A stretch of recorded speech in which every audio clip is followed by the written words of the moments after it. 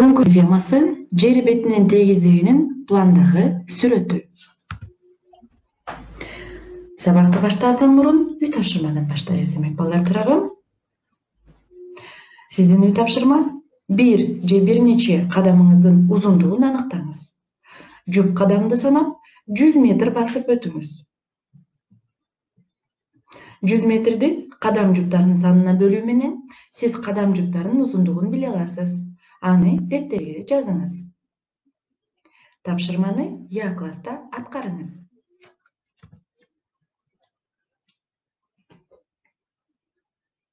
Сабактын максаты топографиялык карталарда рельефтерди чагылдыруу жолдору жөнүндө түшүнүк берүү, абсолюттук бийиктикти аныктоону үйрөтүү, салыштырмалуу бийиктикти эсептөөнү үйрөтүү. Баштаардан мурун балдар сабакты келгиле билимди актуалдаштыралы да суроолорго жооп берели. Объектилерге карата өзүңдүн жайгашкан жериңди аныктоо бул туура багытты билүү. Кийинки суроо. Түндүк багыт менен нерсенин орундагы бурчу. Түндүк багыт менен нерсенин ортосундагы бурч кантип аталат? Туура балдар, азимут деп аталат. Кийинки суроо.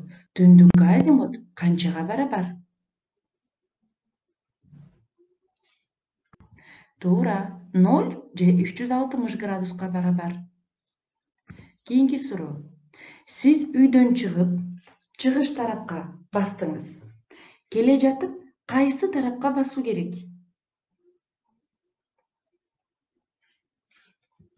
Туура балдар, батыш тарапка. 1000'lik көрсөткүч аталмалуу масштаб түрүндө жазыңыз.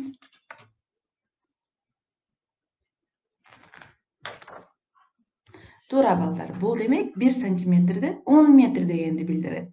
Билесиздерби? Акыркы 2 санын алып койсок, метр түрүндө көргөзөбүз.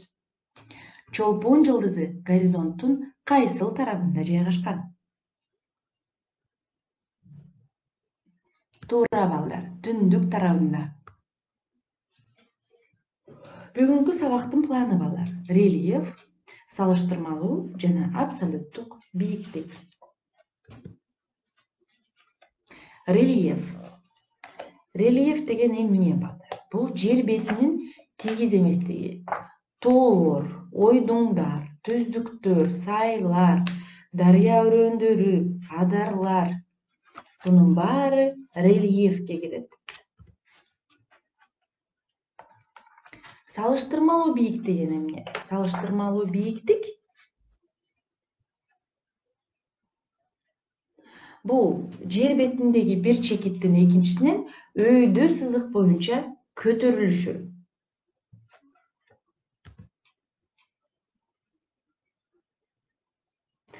Дарыянын жээгинде үй салууну чечтиңиз деп элестетип көрүңүз.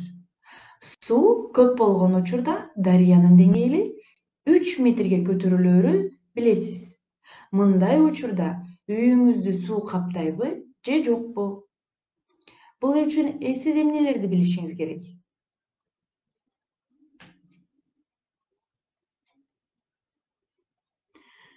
Туура балдар, аны биз эмнени билишибиз керек? Демек, биз үй дарыянын деңгээлинин канча бийиктикте жайгашкандыгын жана ошондой эле анын деңгээлине салыштырмалуу бийиктигин билишиңиз керек. Жердин бети, түзүлүшү жана бийиктиги ар түрдүү. Табиятта жарлар, аңдар, тоолор, дөңсөлөр кездешет. Жердин бетинин түзүлүшүн жана бийиктигин билүү үчүн аны ченөө керек. Бийиктиктер салыштырма жана абсолюттук чен менен берилет. Салыштырма бийиктик бул жер бетинде кандайдыр бир чекиттин экинчи бир жеринин деңгээлине салыштырмалуу бийиктик. Демек, байкаңыздар балдар.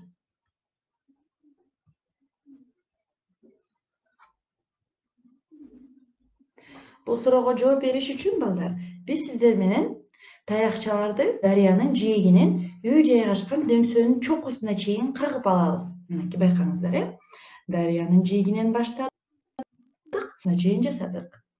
Нивелер менен ар бир таякча боюнча бийиктикти ченейбиз. Биздин мисал боюнча жыйынтык дарыянын этеги менен дөңсөөнүн салыштырма бийиктиги 3 метр болуп чыкты. Анткени байкасаңыздар, ар бир таякчанын узундугу 1 метр. 1 метр аралыкта биз коюп чыктык. Демек, үйдү суу каптабайт. Туурабы балдар?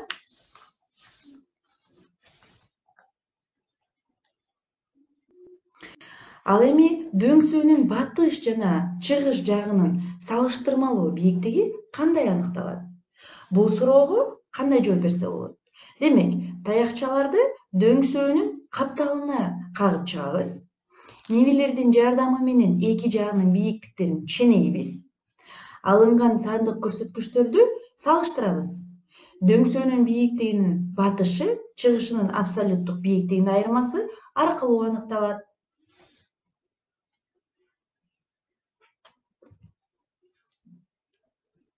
Нивелер. Бул аймактын өтө чоң эмес бийиктигин нивелер менен өлчөөгө болот. Жөнөкөй нивелерди өзүңүз жазсаңыз болот. Бул шайман 1 метр узундуктагы жыгач тилке түрүндө болот. Тилкенин аягына туурасынан кеткен тактай бекитилет. Тактайдын ортосуна мык кагылып, ага кичинекей салмагы бар жука, бирок бекем жип байланат. Абсолюттук бийиктик. Бул океандын орточо деңгээлинен кургактык кандайдыр бир чекитте чейин бийиктик. Абсолюттук латынча которгондо чексиз бийиктик дегенди түшүндүрөт. Абсолюттук бийиктик бул жер бетиндеги чекиттин деңиз деңгээлинен эңкейиш сызыгы боюнча көтөрүлүшү. Ар бир чекиттин бир нече салыштырмалуу бийиктиги болушу мүмкүн. Бирок ар бир чекиттин абсолюттук бийиктиги болот. Байкаңыздар.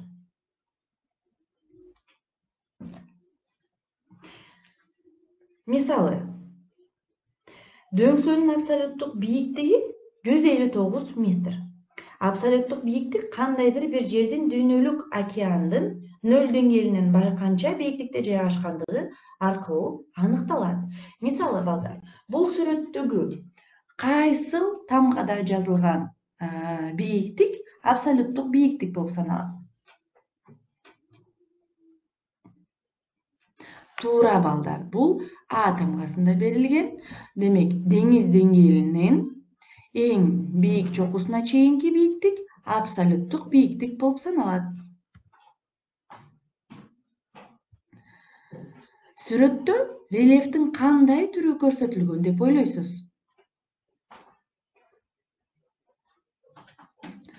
Туура балдар, бул жерде адыр көрсөтүлгөн. Адырды чагылдырган сызыктар, байкаңыздар, бул горизонталь деп аталат. Пландагы горизонталь бирдей бийиктикте өткөрүлөт, ал кесиндин бийиктиги деп аталат. Жердин үстүңкү бетинде бирдей бийиктиктерде жаткан жерлер да кезигет. Алар топографиялык карталарда горизонталь сызыктар менен берилет. Горизонталдар топографиялык карталарда 1, 5, 10, 25, 50 метр боюнча берилет. Горизонталдар же изогипстер бул жер бетиндеги бирдей бийиктикте жайгашкан чекиттердин бириктирген шарттуу сызыктар. Горизонталдык сызыктар канчалык көп тартылса, эңкейиш ошончолук тик болот. Горизонталдагы сызыктар берштрихтер деп аталат. Алар тоң жаңтайынын багытын көрсөтөт. Берштрихтин бир аягы ар дайым жаңтайыш боюнча ылдыйды көздөй багытталат.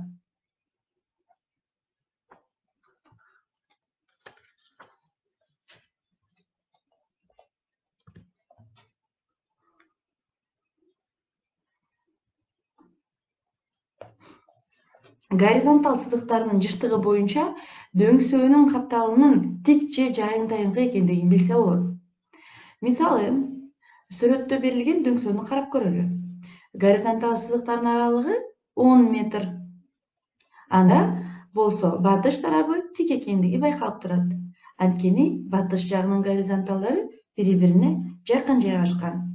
чыгыш тарабынын горизонталдары алысыраак жайгашкан жантайыңкы болуп эсептелинет. Топографиялык карталарда горизонтал сызыктары менен кошо бир штрих сызыктары да берилет.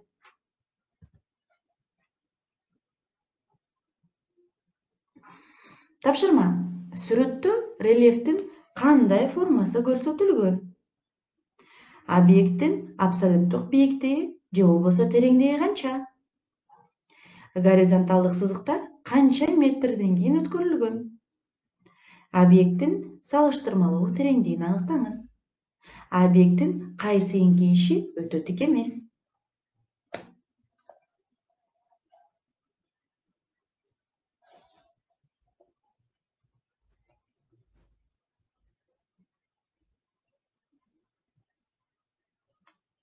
Демек, балдар, биз бул жерде бериштиктер ичти көздөй багытталганын көрүп жатабыз. Байкаңыздар, ичти көздөй демек туурабы? Бул ойдуң. Демек, кандай формасы көрсөтүлгөн? Ойдуң. Абсолюттук тереңдиги балдар 37 метр. Горизонталдык сызыктар канча метрден кийин өткөрүлгөн? Демек, биз байкасак 10 метрден кийин, туурабы?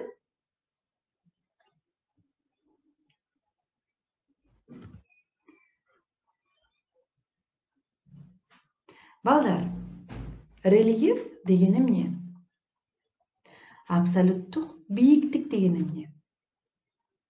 Салыштырмалуу бийиктик деген эмне? Жана сиз кайсы абсолюттук бийиктикте жашайсыз? Демек, рельеф бул жер бетиндеги ойдуңдар, тоолор. Туурабы? Туура.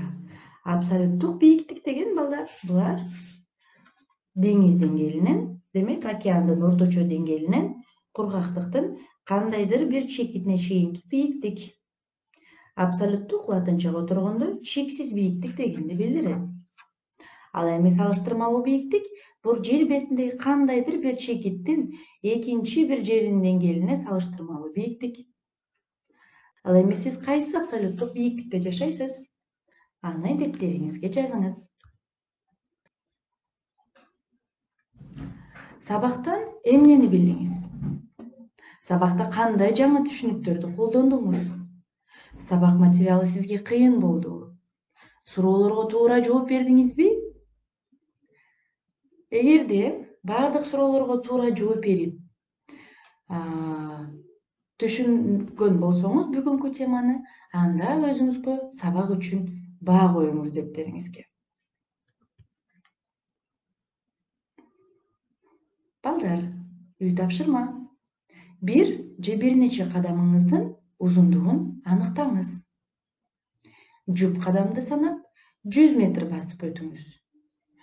100 метрди кадам жуптарынын санына бөлүү менен сиз кадам жуптарынын узундугун биле аласыз. Аны дептериңизге жазыңыз. Андан тышкары тапшырманы Я класстан аткарыңыз. Балдар, көңүл бурганыңыз үчүн чоң рахмат. Кийинки сабакта көрүшкөнчө сак саламатта калыңыз.